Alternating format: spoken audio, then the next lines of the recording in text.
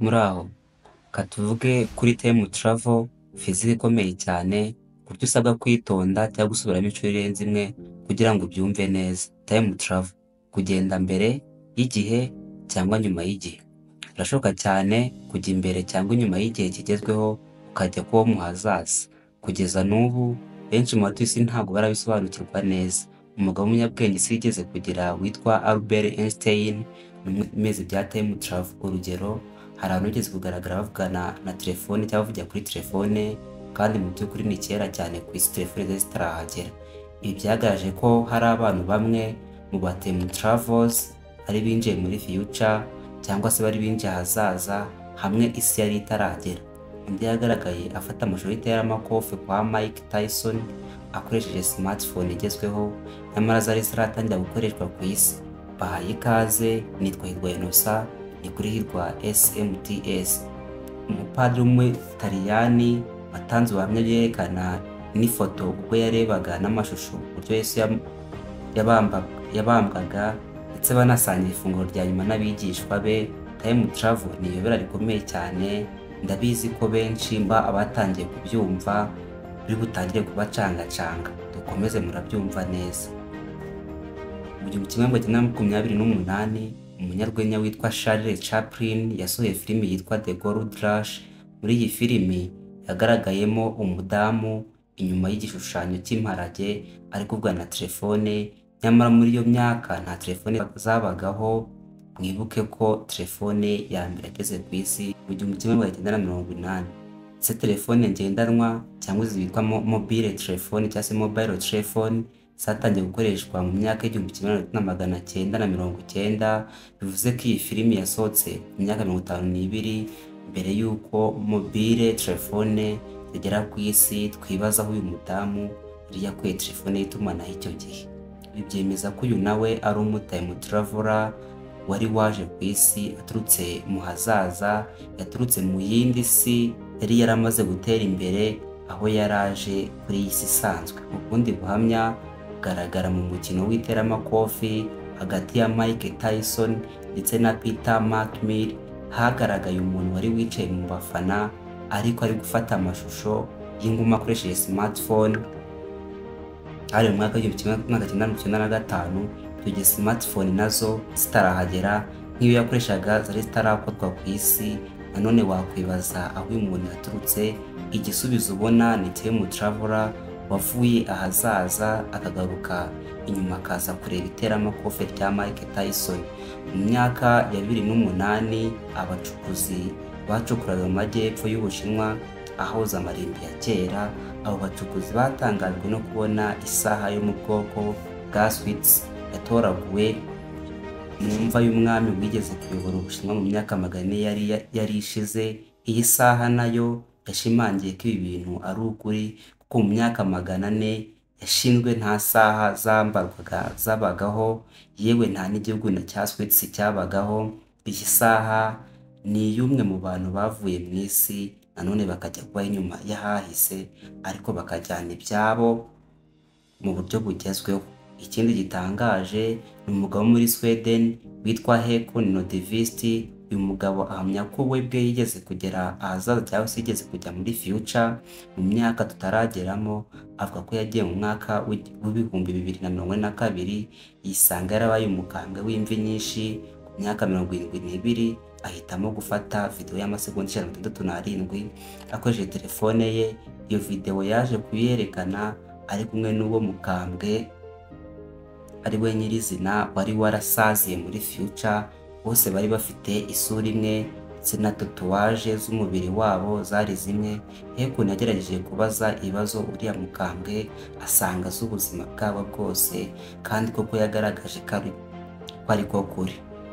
Heko yagize ati, umunsi umwe mu kwezi kwa 8 nari ndi gukora akabati ko mu gikoni, maze ndebye mu gice cy'urukuta mu bujyakuzimu nasanze umwenge munini cyane.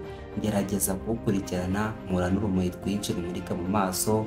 Ngerageje gukurikirana aho ruva, nisanga nahingukiye mu yindi si y'ahazaza, ari naho naje kwibona narasheshe akanguhe. Hari indi foto izwi cyane yafashwe mu mwaka w'1914 ubwo hafungurwaga ikiraro cya Southwark. Hanyuma iyi foto yaje gusakara mu mwaka w'ibihumbi 2004 igaragaza ifungurwa ry'iki kiraro muri Colombia. Muri iki gikorwa hagaragaye umuntu wambaye neza cyane imyambaro igezweho kurusha abandi bose, yari yambaye ishati, umupira w'imbeho, ikoboyi igezweho, n'urukweto hanaguye neza zimwe bita ncongo, ndetse na rinete z'izuba. Hashyizwe ko uyu ari umutemu traveler kuko yari yambaye ibigezweho mu gihe abandi bose bari bambaye imyambaro ya kera ijyanye n'icyo gihe, kandi hari kera muri 2014. Iyi foto ntabwo yigeze isubirwamo cyangwa yeditingwe, ahubwo yari iya nyayo nk'uko yafashwe, ndetse hari na bamwe bari bitabiriye icyo gikorwa nabo bahamije ko uwo muntu yari ahari.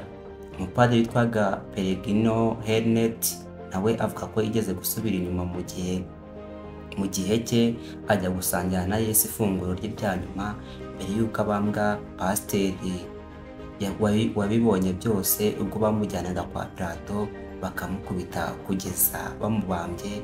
Padiri avuga ko yari ahari icyo gihe yari yasubiye inyuma. Abantu baje kumusaba gihamya kugira ngo babyemere, maze berekana igice cy'ifoto ya Yesu yari ku musaraba, kandi Padiri Pellegrino nawe yagaragaye kuri iyo foto ya kera. Byabaye urujijo, bamusaba ko yaba ikindi gihamya ariko ntacyo yari afite kugeza muri 2004 ubwo yitabaga Imana. Yarashimangiye ko byose byabaye ahari. Baho ubuhamya bwa nyuma, reka mbahe uwitwa ko muri siyansi igihugu cya Taburandi ni igihugu kugeza n'ubu ntabwo kirabaho ku isi, nyamara bizera ibya time travel. Bizeye ko mu myaka itaha byanze bikunze icyo gihugu kizabaho. Ibituruka ku kintu cyabayeho mu 1954. Umugabo umwe yageze ku kibuga cy'indege mu Yapani, maze atanze pasiporo ye bahita bamufata. Icyo cyari uko akomoka mu gihugu cya Taburandi, igihugu kitazwi. Abashinzwe imipaka bose baguye mu kantu kuko icyo gihugu cyo ku ikarita y'isi ntabwo cyabagaho, ntabwo cyari kiriho. Ababajije aho igihugu cye kiri yerekanaga ku ikarita ahaboneka igihugu cya Andorra. Akomeza guhazwa ibibazo avuga ko atazi cyitwa Andorra, ndetse yemeza ko igihugu cye kiriho kuva imyaka n'imyaniko, ndetse ati kuki mumpata ibibazo kandi buri gihe mpora nza mu Buyapani rwego rw'ubucuruzi. Abashinzwe migration bamucumbikiye muri hoteli ibarizwa hafi y'ikibuga cy'indege, arindwa n'abapolisi kugira ngo aze gutanga isobanuro bihagije. Ariko mu by'ukuri bwaje gucya, uriya mugabo ataragaragara mu cyumba bamushyizemo. Yari yahawe abamurinda bya nyabyo, ariko yabacitse mu buryo butamenyekanye cyangwa se mu buryo batabashije kumenya. Igitangaje ni gute yabashije kuza ku isi ya none. Ese ni gute yatorotse agasubira iyo yavuye kandi uburinzi bwari buhari? Tujye muri siyansi noneho neza ibisubizo bya time travel. Albert Einstein, inzobere muri siyansi, yatwetse icyitwa Theory of Special Relativity. Iyi ni sisiteme y'imibare igaragaza ukuri kandi birashoboka. Igihe cyangwa time is relative, igihe gihindurwa n'aho kiri ndetse n'umuvuduko waho igihe kibarirwa. Iyo ufashe isaha ebyiri zose ukaziha igihe kimwe, imwe ukayishyira mu ndege, indi ukayishyira muri biro ahantu hatuwe, hanyuma indege ikagenda, itangaje isaha iri mu ndege izasiga isaha yasigaye hasi mu gihe cy'amasegonda runaka. Icyo nicyo kigaragaza ko iyo ugiye kuri spaceship igenda bwangu cyangwa se mu bigendera mu kirere bigenda bwangu, igihe cyawe kirahinduka mu buryo butandukanye n'isaha iri hamwe. Bivuze ko igihe cyicwa cyangwa kigahindurwa n'aho kiri, kuko akenshi usanga bidatandukanye bya cyane bamwe ntabwo babyitaho. Uyu munyabwenge ahamya ko umuntu ashobora kugenda inyuma cyangwa imbere y'igihe iyo ugendeye ku muvuduko uhanitse nk'uw'urumuri ungana n'ibirometero bigera kuri 3 miliyoni. Abize ubwenge bazi kubitubwira neza. Kugeza n'ubu siyansi iracyashakisha ku buryo bugaragara neza uko bigenda bihinduka, nihe cyangwa n'iki twakoresha kugira ngo tujye inyuma cyangwa imbere y'igihe. Benshi ntabwo bazi ko isi ishingiye ku zuba izuba naryo rishingiye ku nyenyeri, bivuze ko hashobora kuba hari izindi nyenyeri zingana n'izuba, kandi siyansi igaragaza ko hari parallel world nazo zifite inyenyeri nini. Iyo usomye neza theory ya parallel world usanga hari izindi si ziteganye n'iyi si dutuye. Hagati y'isi A ndetse n'isi ya B cyangwa ya B hari inzira yo gucamo ukajya imbere cyangwa inyuma y'igihe. Iyo nzira niyo yitwa wormholes. Niba igihe gihindurwa n'aho kiri, bivuze ko iyo saha yanjye igihe imbere mba ndi ahazaza, wowe nagusize ahahise. Umubumbe w'isi wa mbere twise A ndetse n'undi mubumbe twise B, tugendeye kuri parallel world bizabisikana ku gihe imwe izaba iri muri future cyangwa iri ahazaza, indi iri ahahise cyangwa muri past. Umuntu ushaka kujya imbere cyangwa inyuma y'igihe bizamusaba kumenya aho wormholes iherereye. Ikintu kigoranye cyane ku bahanga b'isi ni ukumenya aho wormholes nyirizina iherereye. Iyo bamenya aho iri, haba hasigaye kumenya uko wavana umuntu mu isi ya A iyi dutuyeho ukamujyana mu isi ya B binyuze muri wormholes. Haba hakenewe igifashangendo kizakujyana kuri speed y'urumuri cyangwa se ku muvuduko w'urumuri. Abize physics cyangwa se physique ubugenge biroroshye kubyumva. Igisigaye ni ugushaka uburyo mwagenda imbere y'igihe cyangwa se kugenda inyuma y'ahahise. Hari bamwe bari ku isi biyemeje kwihahira iyi tekinoloji, bityo bafunga iminwa y'abandi bagaragaje ubushake bwo kumenya iyi tekinoloji. Niyo mpamvu gusobanukirwa n'ibi bitoroshye na gato. Albert Einstein yigeze kuvuga ati, nahisemo gukora ubushakashatsi bw'iyi siyansi mu ibanga kuko naje kuvumbura ko abantu bose bagerageje kubikurikirana mu buryo buziguye bahasize ubuzima. Inzira zo kubigeraho ziragoye cyane. Hari igihe nacitse intege nshaka kubivamo, zibanshyira mu kato, ariko ndakomeza mbyihatamo, bituma nkora imashini y'igihe.